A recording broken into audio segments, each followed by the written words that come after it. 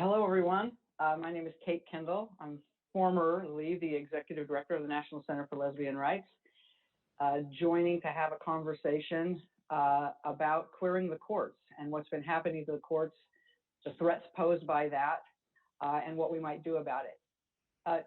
I'm asking the Victory Fund folks, support folks, for a little bit of help. We're getting chatter from folks that they're not able to get into the room. Can I just get a heads up that we're good to go? We're good to go. All right, Tony says we're good to go. All right, so we will full steam ahead.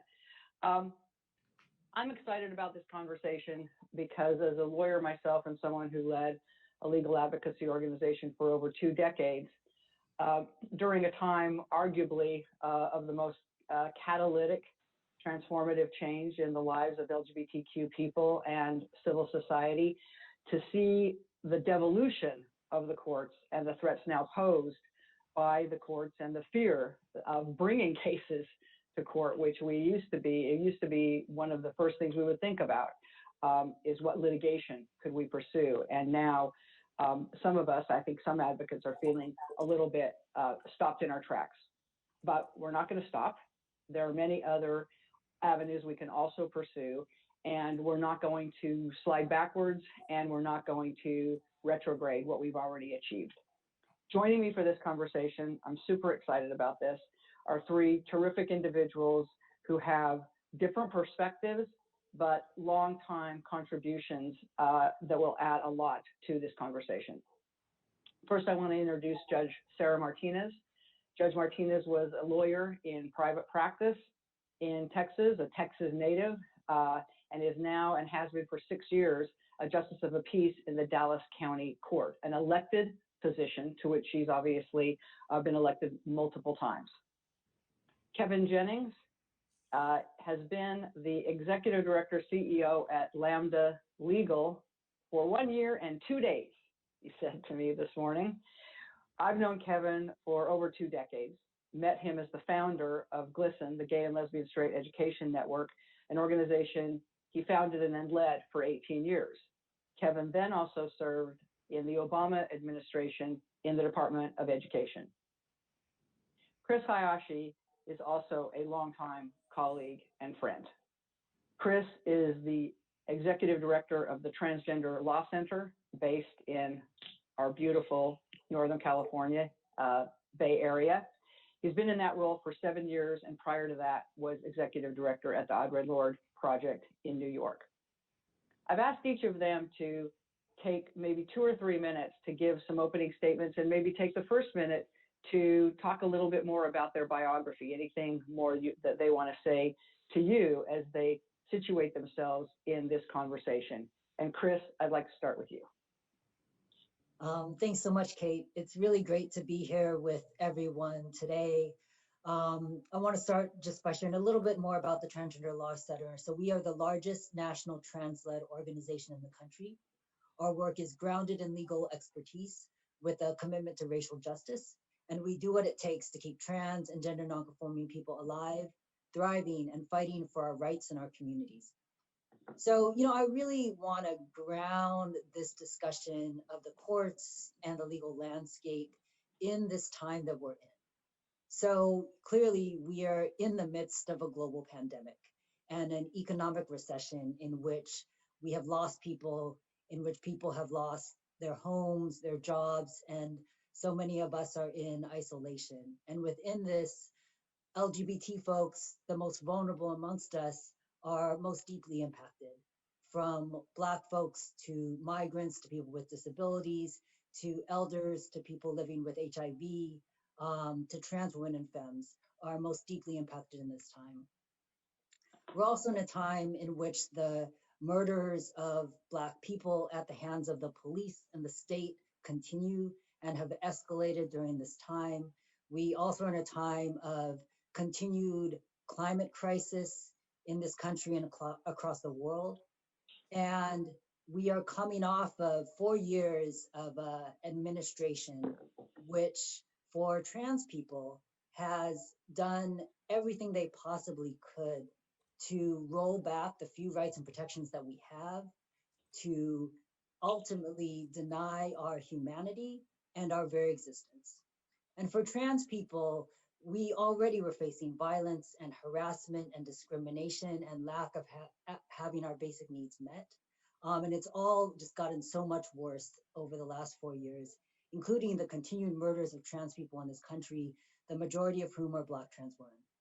And what we have also seen in this time is incredible and powerful uprisings all across the country and the world, many led by Black LGBT people.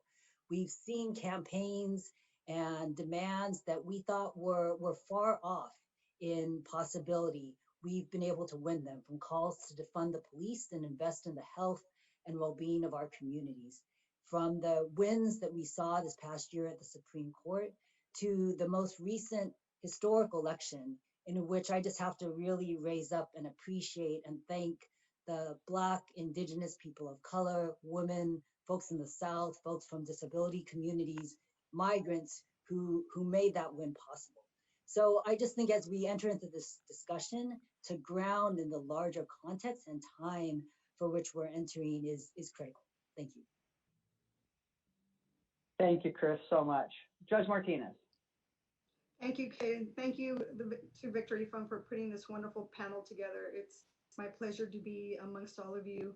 As a person sitting on the bench at this time, we are at a crossroads where we're seeing great anti-immigrant rhetoric, anti-LGBT rhetoric, and being one of two openly LGBT judges here in Dallas, I understand the importance of continuing to be active in our grassroots communities and ensuring that we continue to outreach to folks in our community. When we look at, let's say, the last election where Trump was able to win a couple of states by 10,000 votes or so, that makes it so incredibly important and obvious that we need to continue our grassroots organizing.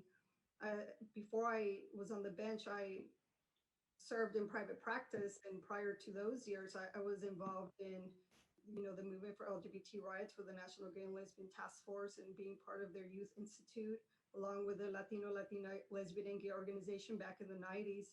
And so being able to see both sides of the coin on the grassroots activist side, but also now on the legal and judicial side, it becomes so much more crucial and evident to me that we need to continue fighting on a grassroots level, along with a multi-pronged approach that includes building allies, continuing our advocacy efforts in Congress as on the federal as well as the national and local level. So I really believe that having a three-pronged approach is really necessary as we continue during these difficult times. Thank you, Judge. Kevin.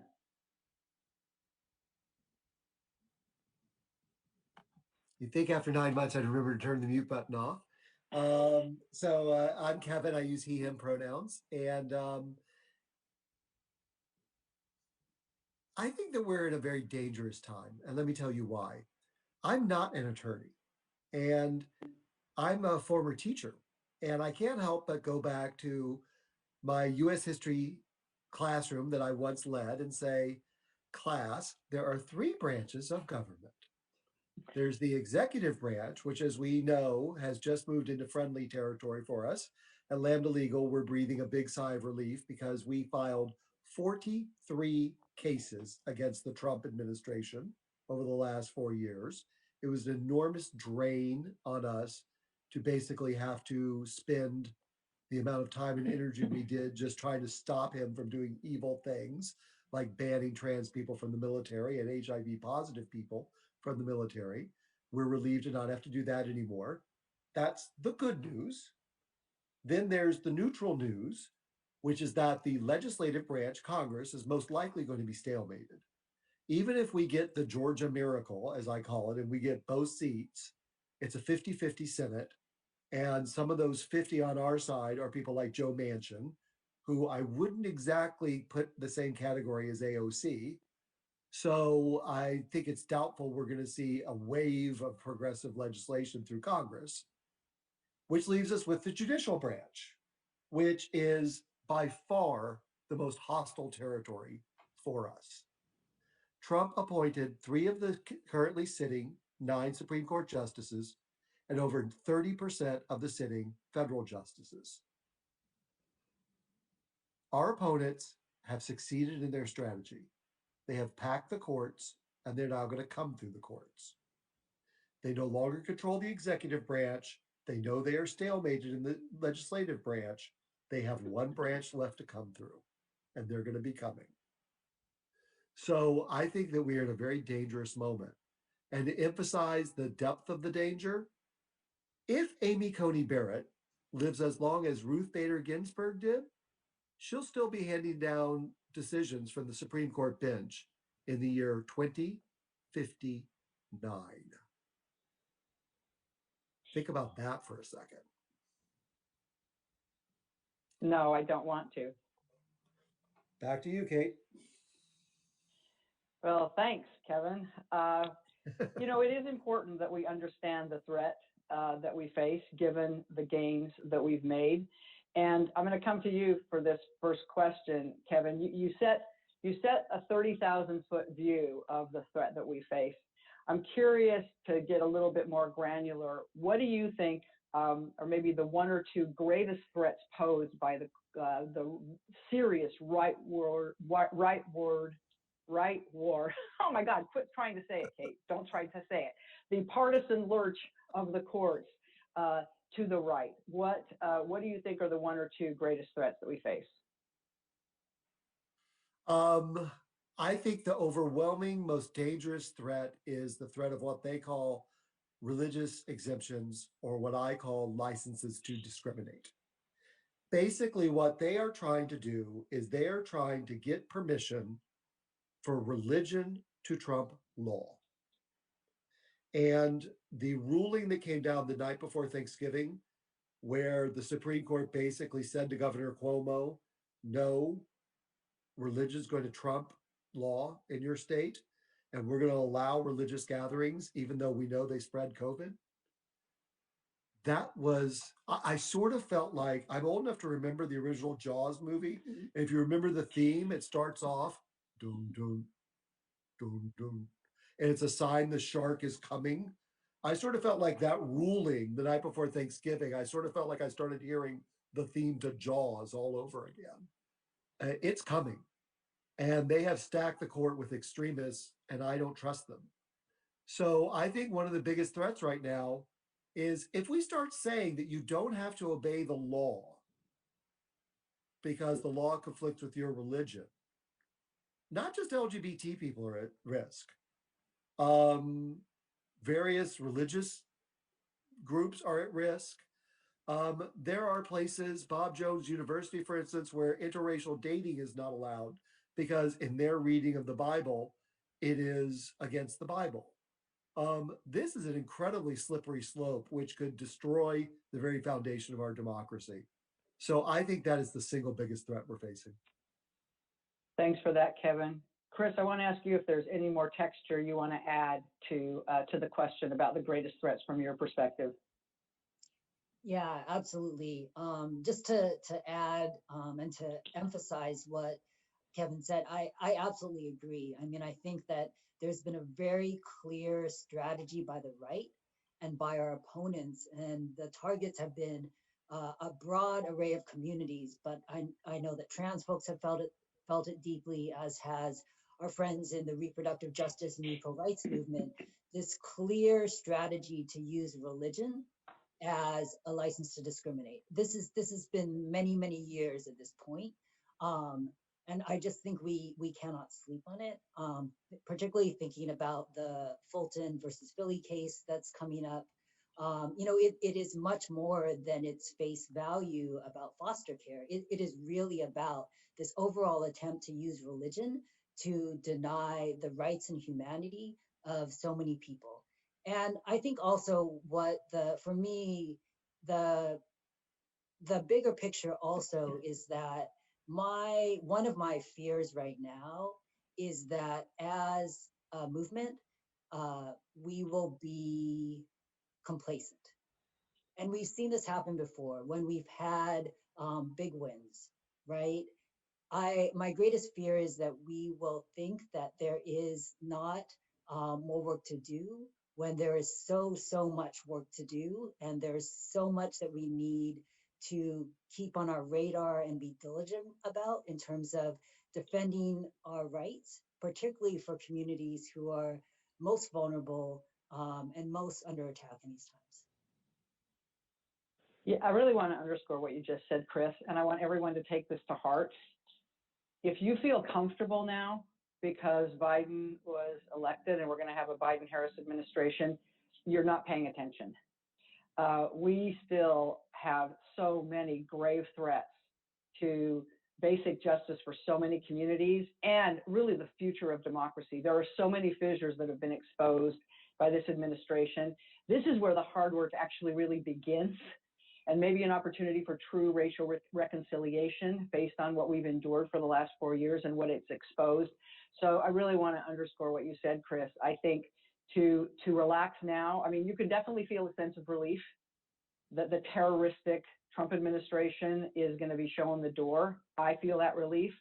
But if that relief turns into putting your feet up and saying, okay, phew, don't have to do any work anymore, you're complicit in the continued carnage that so many people will suffer based on what we've endured and how much more we still have to do to not revert back to what gave us Trump in the first place. So thank you for that, Kris. Judge, I have a slightly different question for you.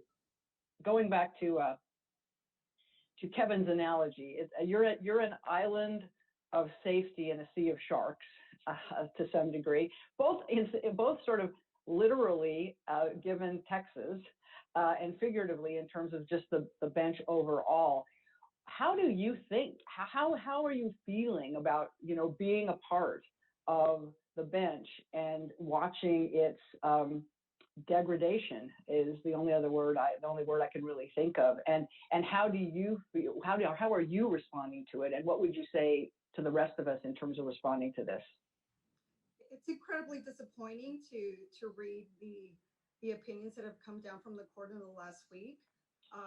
Extraordinarily so have been the comments by Justices Thomas and Justices Alito regarding taking back religious liberties and all of those things. And that was a big red flag for me. Being here in Dallas County, as Kris mentioned, it's easy to start feeling complacent.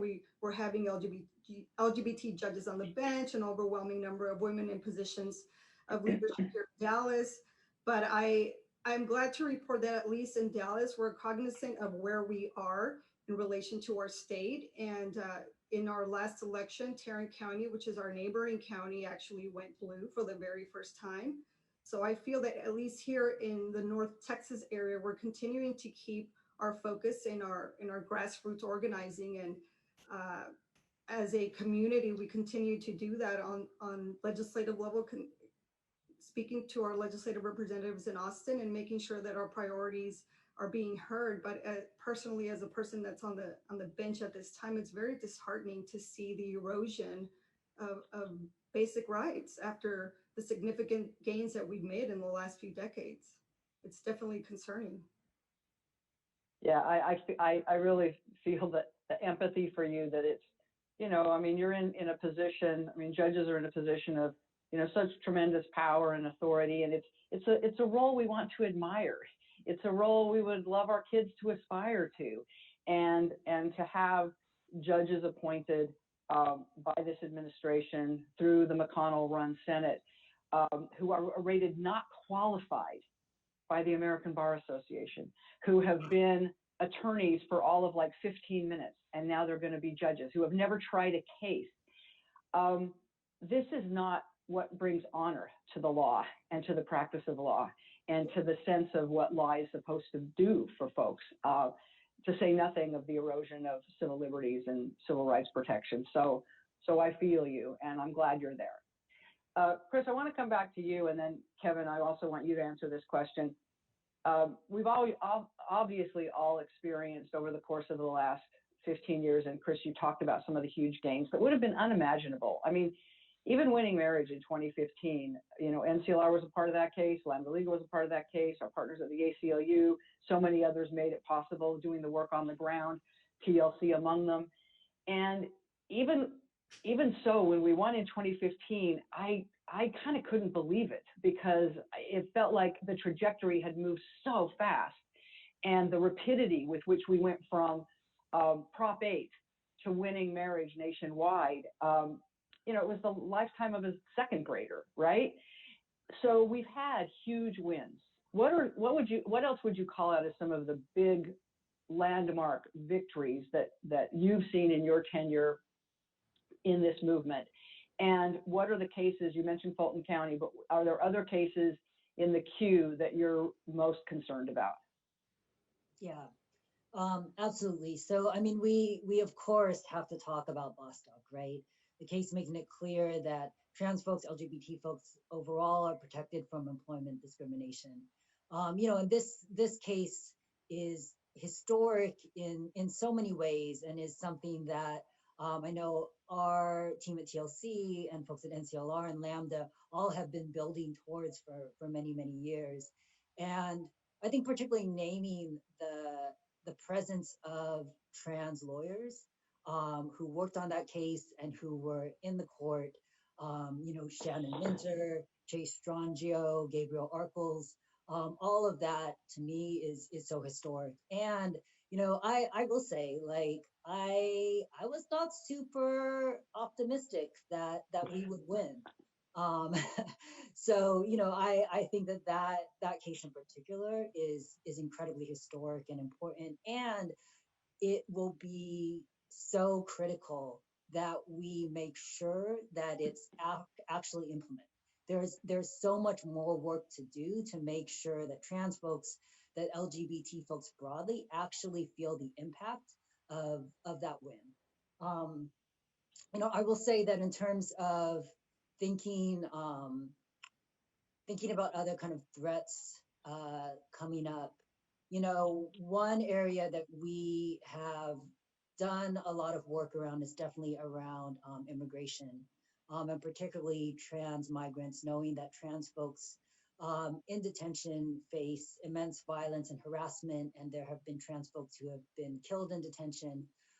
So I think that those cases, we have a current case right now on behalf of Roxanna Hernandez, who was murdered in immigration detention. So I think cases around trans migrants will be critical moving forward. And I think that there will be opportunities, if not at the court level, in terms of policy as well, that are different than what we've seen before. And I think the calls to end trans detention are even more in our grasp, like more reachable than ever before. The other area I think that we're particularly concerned about is around criminalization, particularly looking at the HIV decriminalization, and looking at ways that we can address that. And I think particularly within a time of a global pandemic, when we see on the news, when we see in our communities, decisions are being made about who is worthy of care. So who is worthy of living and who is not. And we also see ways in which there are laws that are being created to enforce protection, and to enforce that start to play in to the ways in which we've seen laws of HIV criminalization happening. And so those are all things that are definitely on our radar. Thanks, Kris. To you, Kevin, cases, the greatest triumphs and the greatest looming threats. Oh gosh, there's so many wonderful triumphs. One thing I want to say about Bostock is people need to understand that this notion that things happen fast is actually an illusion. The first case that Lambda argued, in which we made the argument that Title VII protected LGBT people from employment discrimination, was argued in 2006. So there was a 14-year struggle to get that argument to the Supreme Court. So I think it's really, really important for people to understand that we need to play a long game when it comes to litigation. It is not overnight. In terms of cases that I think that are really important that are in the system right now, one, I would say two. One is Santa Clara County, County of Santa Clara versus HHS, which Lambda is prosecuting right now. This is a really terrifying lawsuit to me. And excuse me, it's around an HHS rule that would allow healthcare providers to deny care to people based on their religious beliefs. And this is the ultimate license to discriminate. I call it a license to kill, because you literally could decide who lives and who dies based on this license, on this rule that's been proposed by the Trump administration, because it has no emergency exception in it. In the past, when there have been such proposed rules, there was an emergency exception so that if the person's life was in danger, you still had to serve them. There is no emergency exception in this rule. So the person could die. And we have successfully blocked this rule at this point, and maybe the rule will be withdrawn by the new administration, but it's terrifying. It's a terrifying idea that it was ever proposed. A second case that I'm personally very passionate about is Adams versus, I forget the county St. Augustine, Florida is in, I'm sorry. But Drew Adams was a student in the St. Augustine, Florida public schools. Drew was denied the right to use the boys' bathroom, even though that is the appropriate gender for him. And this is the first case that's actually gone to trial around bathrooms for trans kids in schools. And we've won all the way to the district court level. It appears that our opponents will keep appealing, maybe all the way to the Supreme Court. And that is a very, very important case. We've run a district court, we've run a circuit court. We may go all the way to the Supremes. And Drew is an amazing young man of incredible courage. And I think that that case could be a very historic one. Well, that brings me to another question, and that is, do you want to take that case to the Supreme Court? Do we need to think about shifting tactics at this point? Do we need to be thinking about policy work or organizing? In my current role now as interim legal director at the Southern Poverty Law Center, we've got multiple huge cases, including nationwide detention cases, that could potentially make their way to the Supreme Court. And the conversations we're having are, what does that look like, and what harm could we do? And so I guess my question for all of you, and I want to start with you, Judge, this is your bailiwick, this is your sandbox. You're there to help adjudicate justice as a judge, and now you have advocates who are rethinking whether there's any point or the damage that might be done. Do you have thoughts or advice to advocates as they think about pursuing litigation? What kind of considerations would you want them to have come into play in making decisions about whether to take a key landmark case that could decide the issue nationwide to the Supreme Court? Well, I think it definitely needs to be a strategic plan. I believe that it would be prudent at this time to maybe give it some time to see what types of decisions and the judges issue and what our dissents are looking like, and especially have read any decisions by Justice Barrett to see where the temperature of the court is now at this time, now that she's become a new member. We really don't know anything about her, and because she does not have extensive legal experience or writings, it's very difficult to really ascertain with any amount of certainty where she's going to come out on these issues specifically. Well, we all conjecture on what we believe it will be until we have some decisions where she's writing a concurring opinion. And I think we need to pause for a minute and see what the lay of the land is before we attempt any groundbreaking cases at this time. Thanks, Judge. Kris, TLC, Lambda Legal as well. All these advocacy organizations do a lot more than just file litigation, but TLC specifically has done such great work around community organizing, policy wins. How are you assessing the balance of litigation versus these other strategies and tactics, given the direction of the court? Yeah, absolutely. I mean, so for TLC, we have always taken the approach of using all the strategies that we have at our disposal. So that means we do policy advocacy, we do public education, we do impact litigation, movement building, as well as leadership development. So for us, it really is like we are going to do what it takes to keep our folks alive, thriving, and fighting for our communities. So, you know, in this time, I think that has not shifted. I think what has changed is obviously under a Biden administration, we actually can look at federal policy advocacy, and there are opportunities there that just did not exist before. And then in terms of litigation, you know, I think what we're thinking is really looking towards the state level much more than we have before, and that's been part of our strategy. But I think we're going to continue to do that, and even more so. Like one example is we had a case with MALDEF that we won this past year. Basically, a trans man, undocumented, was unable to get a gender change, and we were able to win that at the state level. So I think we're really looking at those strategies. But for us, and I really cannot underscore enough, like the importance of using multiple strategies at the same time. So, you know, just very quickly, I had already mentioned Roxanna Hernandez, a trans woman living with HIV who died in immigration detention. And we have been running a national campaign for justice for her and all trans migrants for a number of years. And it would not have been able to make the progress it has without including a mix of litigation. So we have a wrongful death suit on her behalf.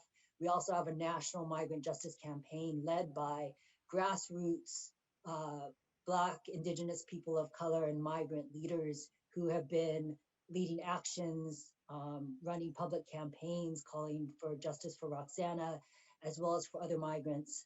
And we have continued to, when possible, see if there's opportunities for policy advocacy as well. And you know, the opportunity for that now is so much more than before. Thanks, Kris. Kevin, I'm going to come to you with this question too, but I want to let folks know who are in the room with us that in just a few minutes, I've got maybe one, maybe two more questions for the panelists, and then I want to have your questions. So please begin throwing those up so that for any panelist or for all three panelists. So Kevin, to you, I mean, you may have arrived at Lambda at exactly the right moment to not be a lawyer, because while Lambda is probably best known for litigation, that may be a strategy that will be somewhat diminished for as long as the Supreme Court is held hostage by far-right ideologues. So I'm curious how the conversations are happening at Lambda about other strategies you're pursuing. Right.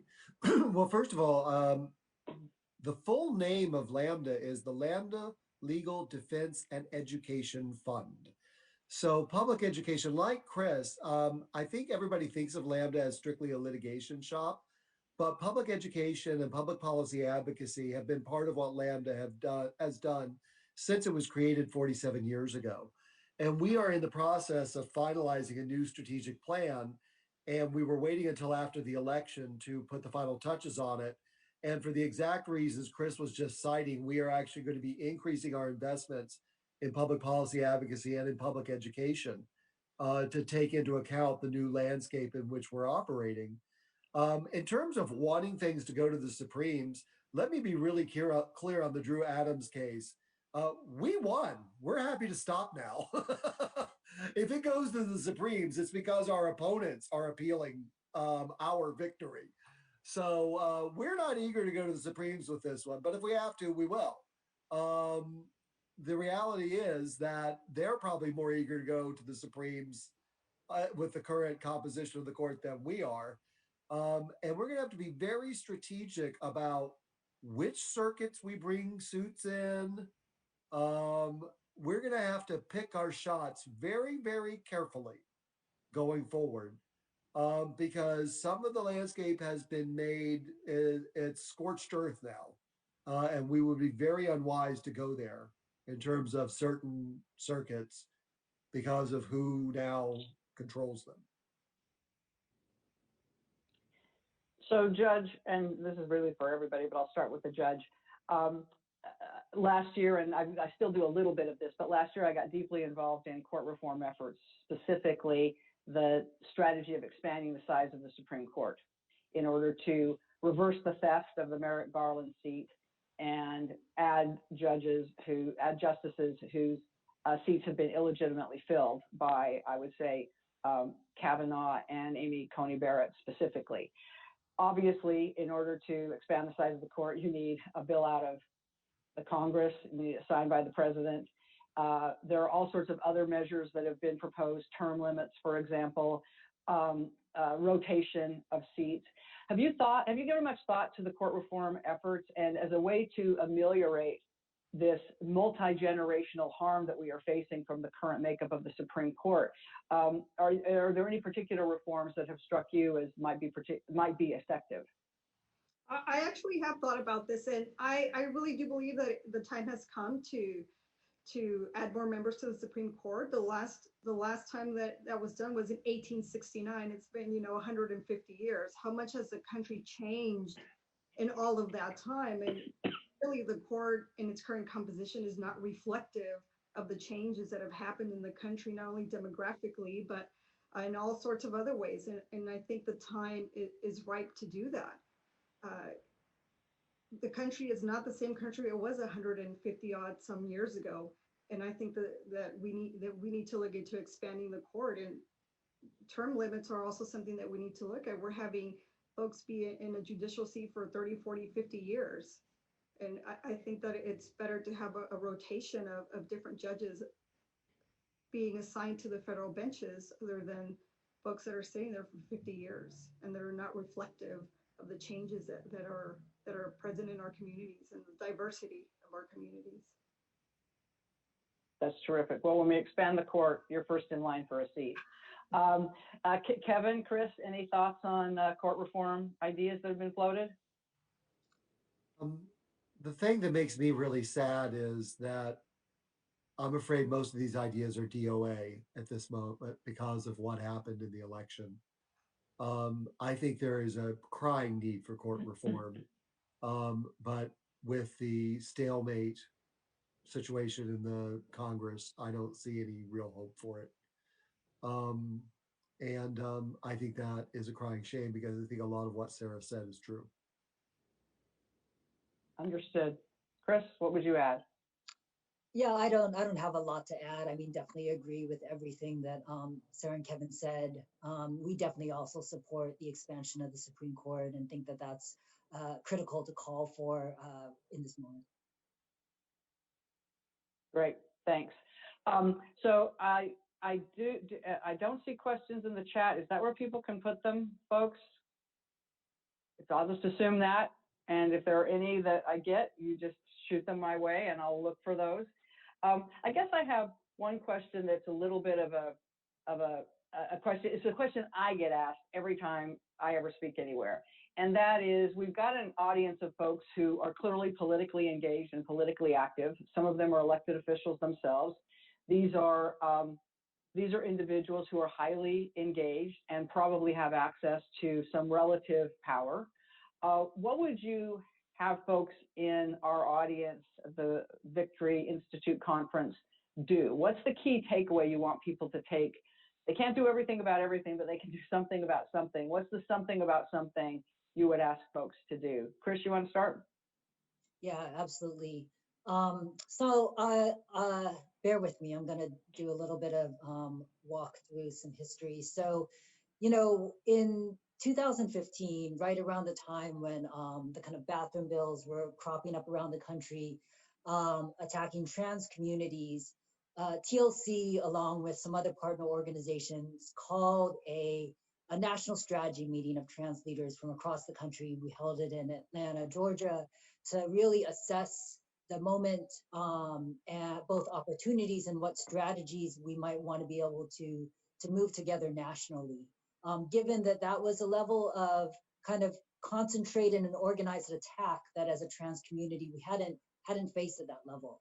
Out of that, there was a call to create a national coalition of trans leaders that at that time did not exist, specifically to address state violence. And from that, over the last 4 or 5 years at this point, we have been working with trans leaders all across the country to continue to say, what are the strategies that we need to be moving together? What are our visions? What are the ways that we can be aligned? And really to create a national trans movement infrastructure that is resourced and connected, and it exists in just a different way than we've had as a movement before. So this past year, we launched the Trans Agenda for Liberation. And that is a document, it's a living document. It includes analysis of some of the key issues facing trans communities, concrete policy recommendations to address them, as well as calls to action, whether it might be to the broader LGBT movement, to religious institutions, to community groups.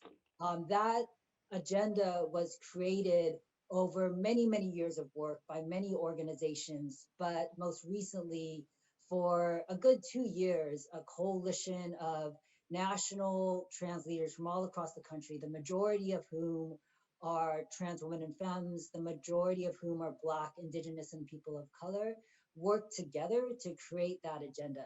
So I would really encourage folks, it's on our website, you can check it out. That really is our North Star and our blueprint to address the needs of trans communities, and not just for trans folks, but really the agenda lays out a blueprint very, very clearly for broader movements. So I would really encourage folks to go to that. It really is a guidepost. It's been a guidepost for us. And we really point to it as very, very concrete solutions and recommendations to address the issues that trans folks are facing. And just to raise up, the very, very first pillar is called Black Trans Women and Femmes Living and Leading Fiercely. And it specifically lays out recommendations to address the murders of Black trans women that continue and have escalated over the past year. Great, thanks, Kris. Kevin, what would be things you would want, key takeaways you would want from folks to take away from this conversation? Keep doing what you're doing at the Victory Fund.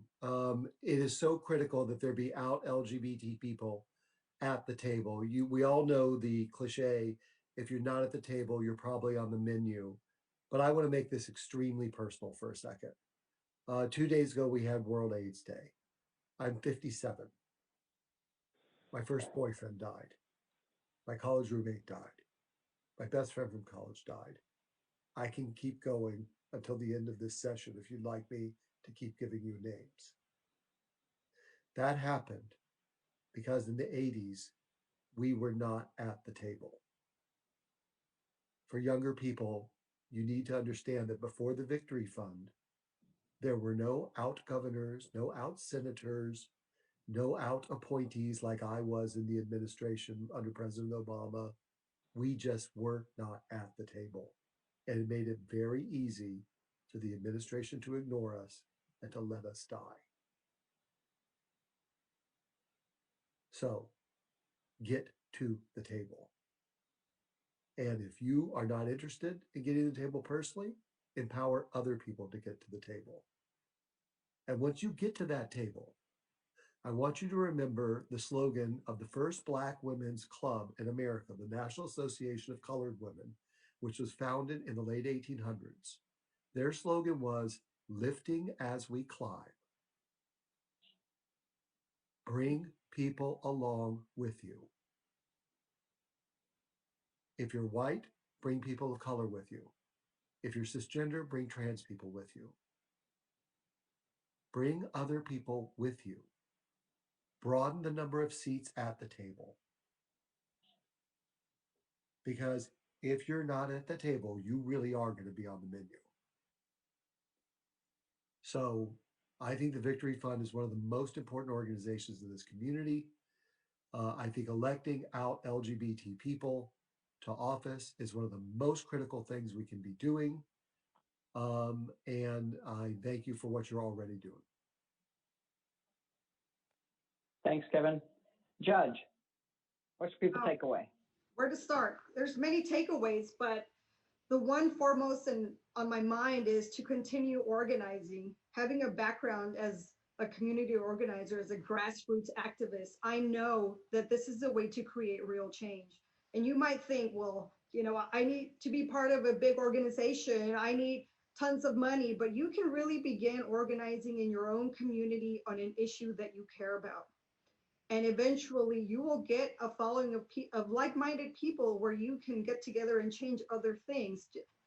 Just because you're not plugged into a national organization doesn't mean that you can't make changes where you live. And also keep pressure on our legislatively elected officials. Here in Texas, for the very first time, we had the formation of a LGBT legislative caucus, and that was the first time that has ever happened in Texas. We have 5 members, and we hope to continue growing that number and having our legislative representatives be at the table with our issues. So I want to encourage every single one of you that is watching this panel today to think about a change that you want to create in your community, and know that you are able to make those changes. And I say that because I've done it. And when I was a young person and I started working on these issues, we have so many fronts on which to fight. As a first generation daughter of immigrants, as a woman, as an LGBT person, I strongly feel that we are in a time of great danger. And I worry about, you know, my family, my extended family, my LGBT family, my transgender family, or people of color. There are so many fronts under which we need to coalesce together and continue the work that we've all been doing. Thank you, Judge. You know, all 3 of you have had, there are 2 main threads in what all 3 of you said. One is how far we've come, and I think it's really important to situate the current crisis that we feel like we're in, and the fear and the threat that we feel, to contextualize it in terms of how far we've come, because we came far under many of the same threatening environments. And then how much that our work is not done, that we're not finished, that there is so much more to do. And I think context is so important in this moment. And I'm reminded that when Trump was very first elected, it was like the 2nd or 3rd day after the election. And I saw a video from Cheryl Eiffel, who's the executive director of the NAACP LDF. And in this video, she said, "I know you're afraid. I'm afraid. This is a scary time, and what it portends, we can't know. But let's remember where we've come from." In the 1950s, Black men were being lynched in the South on an almost daily basis. And you couldn't get a member of Congress to carry an anti-lynching bill. And the president at the time said he wouldn't sign such a bill.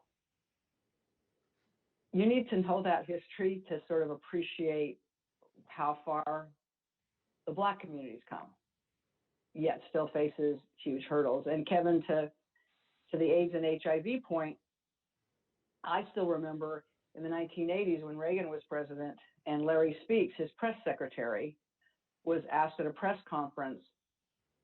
This was in the wake of gay men by the tens and then the hundreds and then the thousands dying in New York and San Francisco, in LA, big cities mostly, but everywhere. But it was starting to really emerge that this was a huge crisis and thousands of young gay men were dying. And Larry Speakes was asked, what is the administration going to do? What's the response of the administration to all these gay men who are dying? His reaction? He laughed. at a televised press conference. He laughed, mocking the idea that we should even care about the fact that gay men were dying. So out of nothing, literally nothing, our community created an infrastructure to save our men and others impacted by HIV. So we have muscle memory for trauma. We have historical references for communities who have faced debilitating violence and attacks and trauma and found a way forward. And I feel like even in the darkest moments of the last 4 years, those two stories come back to me all the time to say, you know what, we're for this moment. We're here for this moment. We're born for this moment. There's a reason why we're here now. There's a reason why we're here now and weren't born in another time. And it goes to everything you all said about what's required in this moment. So my final question to each of you. Can I before Kevin, you please. Go on your final question, if I may, you know, I was part of the committee that created LGBT History Month in 1994. And I love the former history teacher in me gives you a gold star for citing history. I think that one of the things I want to say to anyone listening is this. The reason we're even able to have this conversation today is because there were people like Christine Jorgensen and Frank Kameny and Barbara Giddings and Del Martin and Phyllis Lyon, who I know you do. Phyllis died earlier this year, as you know. Who when it was a lot darker than it is now. Sylvia Rivera, Marsha P. Johnson, I could go on. They stood up and they said, I'm going to make it better so that the next generation doesn't have to live in as much darkness as I did. And we owe them.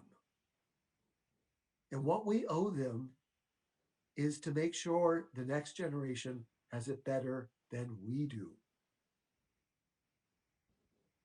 And no matter what we face, the fact is we owe a debt that we can only pay by making sure the next generation has more freedom than we have. Because that generation made sure that we had more freedom than they had. So let's pay our debt. Yep, I hear that.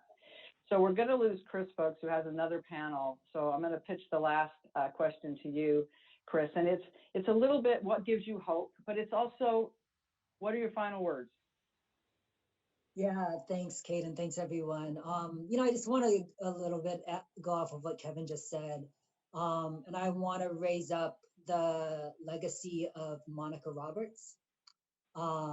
If folks don't know who she is, please Google Monica Roberts and trans griot. She was a longtime leader for our community, a historian, a journalist. So much of what we have documented about trans people is because of her, and she passed this past year. So I just want to raise up her legacy because it really, what Kevin said is true. Like we have a responsibility to live up to the legacy of so many who have come before us in this time.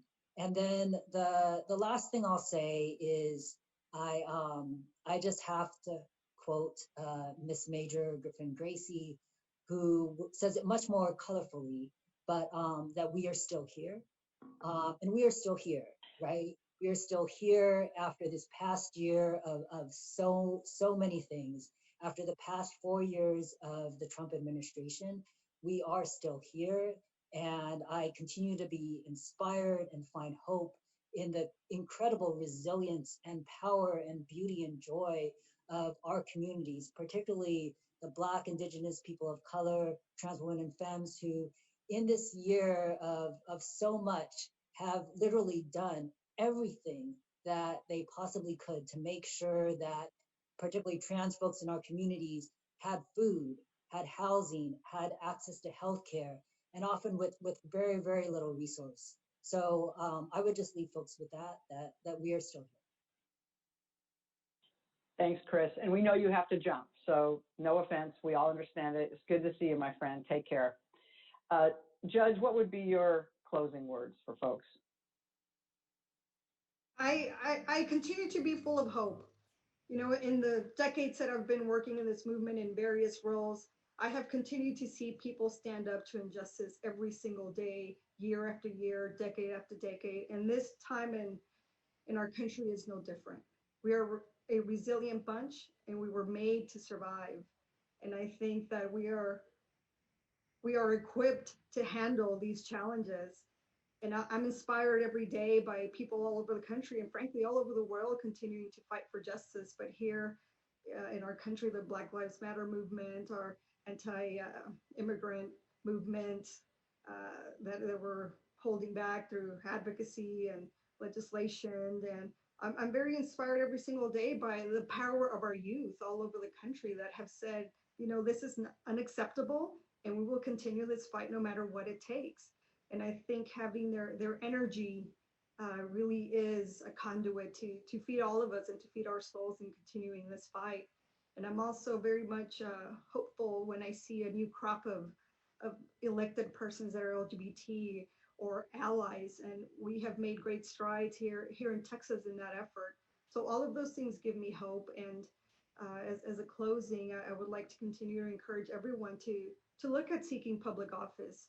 You are able to run. You are ready to run. I always hear people say, well, I don't think I'm ready. I'm like, you're ready. You have what it takes to be ready.